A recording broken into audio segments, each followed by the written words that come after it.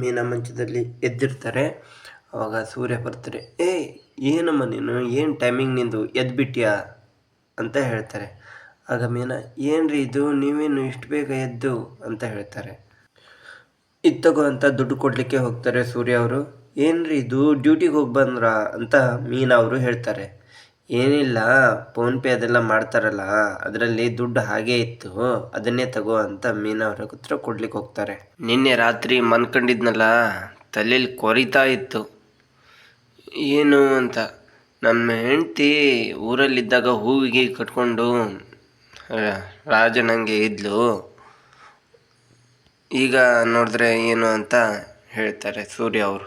ನಿಮಗಲ್ವೇನ್ರಿ ಖರ್ಚಿರೋದು, ಹೊರಗಡೆ ಇರೋದು, ನೀವೇ ಇಟ್ಕೊಳ್ಳಿ, ನನಗೆ ಯಾಕೆ ಅಂತ ಮೀನಾ ಅವರು ಹೇಳ್ತಾರೆ.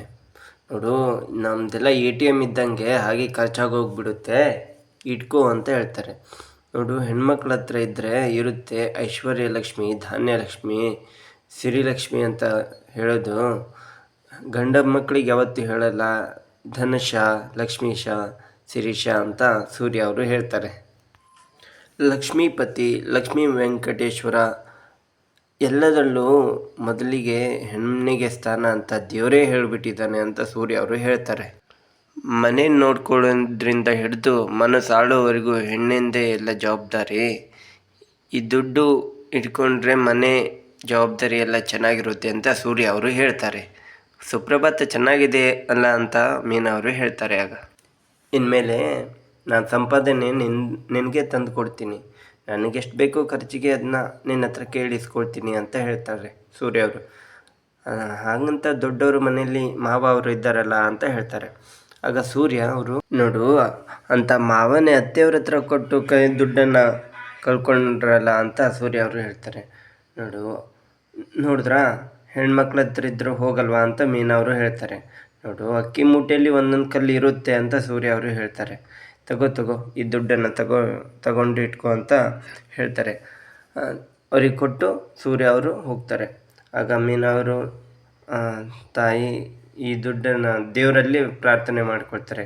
ಹೀಗೆ ಒಳ್ಳೆಯ ರೀತಿಯಲ್ಲಿ ಬೆಳವಣಿಗೆ ಆಗಲಿ ಅಂತ ದೇವ್ರ ಹತ್ರ ಮೀನಾ ಅವರು ಪ್ರಾರ್ಥನೆ ಮಾಡ್ಕೊಳ್ತಾರೆ. ನನಗೆ ನಂಬಿ ಜವಾಬ್ದಾರಿಯನ್ನು ಕೊಟ್ಟಿದ್ದಾರೆ ನನ್ನ ಯಜಮಾನರು ಅಂತ ಅಂದ್ಕೊಳ್ತಾರೆ. ಈ ಕಡೆ ಮನೋಜ್ ಅವರು ಒಂದು ಪಾರ್ಕಿಂಗಲ್ಲಿ ಮನ್ಕೊಂಡಿರ್ತಾರೆ ಅಲಾರಾಮ್ ಇಟ್ಕೊಂಡು.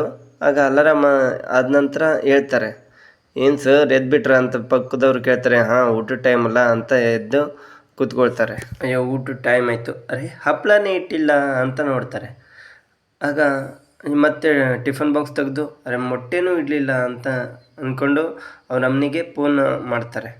ಅಮ್ಮ, ಏನಮ್ಮ ನೀನು ಮೊಟ್ಟೆ ಇಡ್ಲಿಕ್ಕೆ ಹಿಡಿದ್ನಲ್ಲ ಅಂತ ಹೇಳ್ತಾರೆ. ಆಗ ಅವ್ರ ತಾಯಿಯವರು, ಅನ್ನದೊಳಗಡೆ ಇಟ್ಟಿದ್ದೀನಿ ಸರಿಯಾಗಿ ನೋಡು ಅಂತ ಹೇಳ್ತಾರೆ. ಆಗ ನೋಡ್ತಾರೆ, ಹಾಂ ಸರಿ ಅಮ್ಮ, ಇದೆ ಅಂತ ಹೇಳ್ತಾರೆ. ಏನೋ ಮಾಡ್ತಿದ್ಯಾ, ಲೇಟ್ ಆಯ್ತಲ್ಲೋ ಊಟಕ್ಕೆ ಅಂತ. ಇಲ್ಲಮ್ಮ, ಮನ್ಕೊಂಡಿದ್ದೆ ನಾನು ಅಂತ ಮನೋಜ್ ಅವರು ಹೇಳ್ತಾರೆ. ಇಂಟರ್ವ್ಯೂ ಇದೆಯಲ್ಲೋ ನಿಂದು ಅಂತ ಹೇಳ್ತಾರೆ. ಹಾಂ ಅಮ್ಮ, ಇಂಟರ್ವ್ಯೂಲಿ ತುಂಬ ಸಂಬಳ ಕಡಿಮೆ, ಮತ್ತು ಆ ಕೆಲಸಕ್ಕೆ ಸೇರಿದ್ರೆ ಮತ್ತೆ ಸಿಕ್ಕಾಕೊಳ್ತೀನಿ ಅಂತ ಅಂದು ಅದಕ್ಕೆ ಸೇರಿಕೊಳ್ಳಲಿಲ್ಲ. ಹಾಂ, ಮತ್ತೊಂದು ಮುಖ್ಯವಾದ ವಿಷಯ, ಮತ್ತೊಂದು ಇಂಟರ್ವ್ಯೂ ಇದೆ, ಕೈ ತುಂಬ ಸಂಬಳ ಇದೆ ಅಂತ ಹೇಳ್ತಾರೆ. ಹಾಂ ಸರಿ ಅಂತ ಹೇಳ್ತಾರೆ. ಸರಿ, ನಾನು ಸಾಯಂಕಾಲ ಬೇಗ ಬರ್ತೀನಿ, ಚೆನ್ನಾಗಿ ಒಂದು ಟೀ ಮಾಡಿಡು ಅಂತ ಹೇಳ್ತಾರೆ ಮನೋಜ್ ಅವರು. ಹೇಳಿ ಕಟ್ ಮಾಡ್ತಾರೆ. ಕಡೆಗೆ ಇವರು, ಅರೆ ಇವನು ನಾಟಕ ಮಾಡ್ತಾ ಇದ್ದಾನೋ ಏನು, ಕೆಲಸಕ್ಕೆ ಸೇರ್ಕೊಂಡಿದ್ದಾನೋ ಇಲ್ವೋ, ತಿಂಗಳ ಬಡ್ಡಿ ಕಟ್ಟಬೇಕು ಅಂತ ಶಾಂತಿಯವರು ಯೋಚನೆ ಮಾಡ್ತಾರೆ. ಈ ಕಡೆ ಮನೋಜರು ಊಟ ಮಾಡಿ ಮತ್ತೆ ಮನ್ಕೊಳ್ತಾರೆ. ಆಗ ರೋಹಿಣಿಯವರು ಕಾಲ್ ಮಾಡ್ತಾರೆ. ಕಾಲ್ ಮಾಡಿದಾಗ, ಹಲೋ ಹೇಳಿ ರೋಹಿಣಿ ಅಂತ ಹೇಳ್ತಾರೆ. ಹಾಂ, ನಾನು ಇಲ್ಲಿ, ನೀನು ಎಲ್ಲಿದೆಯಾ ಆಫೀಸಲ್ಲಿ ಅಂತ ಹೇಳ್ತಾರೆ.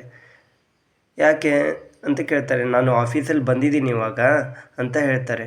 ಆಫೀಸಿಗೆ ಬಂದಿದೆಯಾ? ಇಲ್ಲ, ನಾನು ಅಲ್ಲಿ ಸ್ವಲ್ಪ ಟೆಸ್ಟ್ ಡ್ರೈವರಿಗೆ ಬಂದಿದ್ದೀನಿ, ಟೆಸ್ಟ್ ಡ್ರೈವ್ಗೆ, ನಾ ಬರೋ ಸ್ವಲ್ಪ ಲೇಟ್ ಆಗುತ್ತೆ ಏನು ಅಂತ ಹೇಳ್ತಾರೆ. ಇಲ್ಲ, ನಾ ಇಲ್ಲಿ ವೇಟ್ ಮಾಡ್ತೀನಿ ಕಾರ್ ನೋಡಿಕೊಂಡು ಅಂತ ಹೇಳ್ತಾರೆ. ಮನೋಜ್ ಅವರು, ಇಲ್ಲಮ್ಮ, ಇವರು ಮತ್ತೆ ಎಷ್ಟು ಲೇಟ್ ಆಗುತ್ತೆ ಏನೋ ಗೊತ್ತಾಗೋದಿಲ್ಲ, ನೀವು ಹೊರಡು ಅಂತ ಹೇಳ್ತಾರೆ. ರೋಹಿಣಿಯವರು, ಇಲ್ಲೇ ನಿಮ್ಮ ಜೊತೆ ಕೆಲಸ ಮಾಡೋರ ಜೊತೆ ಮಾತಾಡ್ಕೊಂಡಿರ್ತೀನಿ ಅಂತ ಹೇಳ್ತಾರೆ. ಇಲ್ಲ, ಬರೋದು ಲೇಟ್ ಆಗುತ್ತೆ, ನೀವು ಹೊರಡು ಅಂತ ಹೇಳ್ತಾರೆ. ಹಬ್ಬ, ಹೇಗೋ ಇವತ್ತು ಬಚಾವಾದೆ ಅಂತ ಮನೋಜ್ ಅವರು ಅಂದ್ಕೊಳ್ತಾರೆ. ಶಾಂತಿಯವರು ರೀ ರೀ ಅಂತ ಅವ್ರ ಯಜಮಾನ್ರನ್ನ ಕರೀತಾ ಬರ್ತಾರೆ. ಆಗ ಅವ್ರಿಗೆ ಕಾಲ್ ಬರುತ್ತೆ. ಹಲೋ ಅಂತ ಹೇಳ್ತಾರೆ. ನಾನು ಮಲೇಷ್ಯಾದಿಂದ ರೋಹಿಣಿ ಅಪ್ಪ ಅಂತ ಹಿಂಗೆ ಹೇಳ್ತಾರೆ. ಓ ನೀವಾ, ನಿಮ್ಮನ್ನು ಕಾಲ್ ಬಂದರೆ ಸಾಕು, ಮಾತಾಡದೆ ಎಷ್ಟು ದಿನ ಆಯಿತು. ರೋಹಿಣಿನ ಎಷ್ಟು ಚೆಂದಾಗಿ ನನ್ನ ಮಗಳು ಥರ ನೋಡ್ಕೊಳ್ತಾ ಇದ್ದೀನಿ ಅಂತ ಹೇಳ್ತಾರೆ. ಆಗ ಅವರು ನಮ್ಮ ಬೀಗ್ರ ಹತ್ರ ಕೊಡಿ ಅಂತ ಹೇಳ್ತಾರೆ. ಬೀಗರು ICUಯಲ್ಲಿ ಮನ್ಕೊಂಡಿದ್ದಾರೆ ಅಂತ ಹೇಳ್ತಾರೆ. ನೀವ್ಯಾರು ಮಾತಾಡ್ತೀರಿ? ನಾನು ಅವ್ರ ಮಾವ, ಅವರಿಗೆ ಹೇಳಿ ಹೆದರ್ಕೊಳ್ತಾಳೆ ಅಂತ ಶಾಂತಿ ಅವ್ರಿಗೆ ಅವ್ರ ಮಾವ ಅವರು ಹೇಳ್ತಾರೆ. ಹೆದರ್ಕೊಳ್ತಾಳೆ? ಯಾರು? ರೋಹಿಣಿಗೆ ಹೇಳ್ತಾರೆ ಹೆದರ್ಕೊಳ್ತಾಳೆ ಅಂತ. ಇಲ್ಲ ಇಲ್ಲ, ಹೆದರ್ಕೊಳ್ಳೋದಲ್ಲ, ಒಂದಾಗೋ ಸಮಯ ಬಂದಿದೆ ಅಂತ ರೋಹಿಣಿಗೆ ಹೇಳಿ ಅಂತ ಹೇಳ್ತಾರೆ. ಹಾಂ ಸರಿ ಬೇಗ್ರೆ ಅಂತ ಹೇಳ್ತಾರೆ.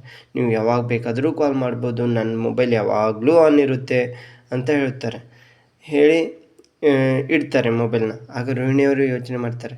ಓಹ್ ಮಲೇಷ್ಯಾನ, ನಾನು ಟಿಕೆಟ್ ತೊಗೊಳೋಕ್ಕಿಂತ ಮುಂಚೆ ಅದಲ್ಲೊಂದು ಟಿಕೆಟ್ ಕೊಡಿಸ್ಬಿಡಪ್ಪ ದೇವ್ರೆ ಅಂತ ಹೇಳ್ತಾರೆ. ಆಗ ಶಾಂತಿಯವರು ತುಂಬ ಖುಷಿ ಆಗ್ತಾರೆ. ಅಯ್ಯೋ ದೇವ್ರೇ, ನನಗೆ ಈ ಥರನೂ ಎಲ್ಲ ಕೊಟ್ಬಿಟ್ಟೆನಪ್ಪ ಅಂತ ದೇವರಲ್ಲಿ ಕೈ ಮುಗಿದು ನಂತರ ರೋಹಿಣಿಯವರಿಗೆ ಕಾಲ್ ಮಾಡ್ತಾರೆ. ಎಲ್ಲಿದ್ದೀಯಮ್ಮ ರೋಹಿಣಿ ಅಂತ ಕೇಳ್ತಾರೆ. ನಾನು ಪಾರ್ಲರ್ಗೆ ಹೋಗ್ತಾ ಇದ್ದೀನಿ ಅತ್ತೆ ಅಂತ ಹೇಳ್ತಾರೆ. ಯಾಕೆ ಬೇಗ ಬರೋಕ್ಕಾಗಲ್ವಾ ಅಂತ ಶಾಂತಿಯವರು ಹೇಳ್ತಾರೆ. ಯಾಕೆ, ಏನಾದರೂ ಎಮರ್ಜೆನ್ಸಿನಾ ಅಂತ ರೋಹಿಣಿಯವರು ಹೇಳ್ತಾರೆ. ಇಲ್ಲ, ನಿಮ್ಮ ಮಾವ ಫೋನ್ ಮಾಡಿದರು. ಮಾವನ? ನಿಮ್ಮ ತಾಯಿ ತಮ್ಮ ಕಣಮ್ಮ, ಅವ್ರ ಜೊತೆ ಎಲ್ಲ ಮುನ್ಸ್ಕೋಬಾರ್ದು. ತಂದೆಯವ್ರ ಜೊತೆ ಕೋಪ ಇದ್ದರು, ಮನೆಯವ್ರ ಜೊತೆ ಯಾರ ಜೊತೆನೂ ಮಾತಾಡಲೇ ಇಲ್ವಲ್ಲಮ್ಮ ನೀನು ಅಂತ ಶಾಂತಿಯವರು ಹೇಳ್ತಾರೆ. ಮಾವನ? ಅವ್ರ ಮೊಬೈಲ್ ನಂಬರ್ ಸೆಂಡ್ ಮಾಡಿ ಅಂತ ಹೇಳ್ತಾರೆ. ಪ್ರೈವೇಟ್ ನಂಬರ್ ಅಂತ ಬಂದಿದೆ, ನಿನಗೆ ಕಾಲ್ ಮಾಡ್ತಾರೆ ಅವರು ಅಂತ ಶಾಂತಿಯವರು ಹೇಳ್ತಾರೆ. ನೋಡಮ್ಮ, ನಿನಗೆ ಕಾಲ್ ಮಾಡಿದಾಗ ಬಿಝಿ ಇದೆಯಾ ಅಂತ ಮಾಡದೆ ಬಿಡಬೇಡ. ರಿಸೀವ್ ಮಾಡು, ಫೋನ್ ಎತ್ತೋದು. ಅಲ್ಲಿ ಕೇಳ್ಕೊ ತಂದೆಯವ್ರ ಜೊತೆ, ಹೇಗಿದ್ದೀರಾ, ನಾವು ಯಾವಾಗ ಬರಬೇಕು ಮಲೇಷ್ಯಾಗೆ, ನೀನು ಹೆದರ್ಕೋಬೇಡಮ್ಮ, ನಿನ್ನ ಜೊತೆ ನಾ ಬರ್ತೀನಿ ಮಲೇಷ್ಯಾಗೆ ಅಂತ ಹೇಳ್ತಾರೆ. ಹೇಳಿ ಅವರು ಕಟ್ ಮಾಡ್ತಾರೆ. ಶಾಂತಿಯವರು ಕಟ್ ಮಾಡಿ ಕಡೆಗೆ ಅರಳಿದೆ ಮಲೇಷ್ಯಾ ಟಿಕೆಟು ಅರಳಿದೆ ಅಂತ ಹೋಗಿ ಸೋಫಾದ ಮೇಲೆ ಮಲ್ಕೊಳ್ತಾರೆ. ನಂತರ ಮನೆ ಒಳಗಡೆ ಹೋಗ್ತಾ ಇದ್ದಂಗೆ ಫೈನಾನ್ಸ್ ಅವರು ಬಡ್ಡಿ ದುಡ್ಡನ್ನು ಕೇಳೋಕ್ಕೆ ಬರ್ತಾರೆ. ಏನಾದರೂ ಬಡ್ಡಿ ದುಡ್ಡು ಕಟ್ಟದೇ ಇದ್ದರೆ ವಸೂಲಿ ಮಾಡೋ ವಿಧಾನನೇ ಬೇರೆ ಇರುತ್ತೆ ಅಂತ ಹೇಳ್ತಾರೆ. ಇಲ್ಲ ಇವತ್ತು ಕಟ್ಬಿಡ್ತೀನಪ್ಪ, ಇವತ್ತೇ ಕಟ್ಟಬೇಕು ಅಂತಲೇ ಹೋಗಬೇಕು ಅಂದ್ಕೊಂಡಿದ್ದೆ, ಸ್ವಲ್ಪ ತಡ ಆಗೋಯ್ತು, ನೀವು ಹೋಗಿ ನಾ ಈಗ ಬರ್ತೀನಿ ಕಳ್ತೀನಿ ಅಂತ ಹೇಳ್ತಾರೆ. ಆಮೇಲೆ ಸ್ವಲ್ಪ ಕುಡಿಯೋಕ್ಕೆ ನೀರು ಕೊಡ್ತೀರಾ, ಬೆಳಗ್ಗೆಯಿಂದ ಸುತ್ತಾಡಿ ಸುಸ್ತಾಗ್ಬಿಟ್ಟಿದೆ. ಅಲ್ಲ, ಬೆಳಗ್ಗೆಯಿಂದ ಎಲ್ಲಾದರೂ ಬಾಟ್ಲು ತೆಗೆದುಕೊಂಡು ಕುಡಿಬಾರ್ದು ಅಂತ ಹೇಳ್ತಾರೆ.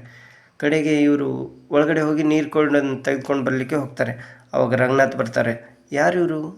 ಕುಡಿಯೋಕ್ಕೆ ನೀರು ಕೇಳಿದ್ರು, ಅವರಿಗೆ ಕೊಡ್ತೀನಿ, ಕೊಡ್ಲಾ ಬೇಡವಾ ಅಂತ ಹೇಳ್ತಾರೆ. ಹಾಂ ಕುಡು ಅಂತ ಹೇಳ್ತಾರೆ. ಅವರು ನೀರು ಕುಡಿದು ಹಿಂದಿನೇ ಬಂದುಬಿಡಬೇಕು ಅಂತ ಹೇಳಿ ಹೋಗ್ತಾರೆ. ಅಷ್ಟೊತ್ತಿಗೆ ಇವತ್ತಿನ ಈ ಸಂಚಿಕೆ ಮುಗಿಯುತ್ತೆ.